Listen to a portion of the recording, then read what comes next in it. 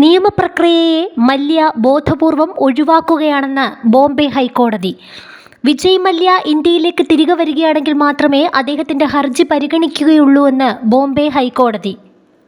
കോടതി നടപടികൾ തുടരണമെങ്കിൽ മല്യയുടെ നേരിട്ടുള്ള സാന്നിധ്യം അനിവാര്യമാണെന്ന് വ്യക്തമാക്കിയ കോടതി, രാജ്യം വിട്ടുനിന്നുകൊണ്ട് ഹർജികൾ ഫയൽ ചെയ്യുന്നതിലൂടെ നിയമപ്രക്രിയയെ മല്യ ബോധപൂർവം ഒഴിവാക്കുകയാണെന്നും കുറ്റപ്പെടുത്തി. 2016 മുതൽ UK-യിൽ കഴിയുന്ന മല്യ തന്നെ പിടികിട്ടാപ്പുള്ളിയായ സാമ്പത്തിക കുറ്റവാളിയായി പ്രഖ്യാപിച്ച നടപടിയെയും 2018-ലെ FEO നിയമത്തിന്റെ ഭരണഘടനാപരമായ സാധുതയും ചോദ്യം ചെയ്തുകൊണ്ടുള്ള 2 പ്രധാന ഹർജികളാണ് കോടതിയിൽ സമർപ്പിച്ചിരുന്നത്. വഞ്ചന, കള്ളപ്പണം വെളുപ്പിക്കൽ തുടങ്ങിയ നിരവധി കേസുകളാണ് ഇന്ത്യയിൽ മല്യക്കെതിരെ നിലവിലുള്ളത്. കേസ് വീണ്ടും പരിഗണിക്കുന്ന ഫെബ്രുവരി 18-ന് മുമ്പ് ഇന്ത്യയിലേക്ക് മടങ്ങാൻ താൽപ്പര്യമുണ്ടോ എന്ന കാര്യം മല്യ വ്യക്തമാക്കണമെന്ന് കോടതി നിർദ്ദേശിച്ചു.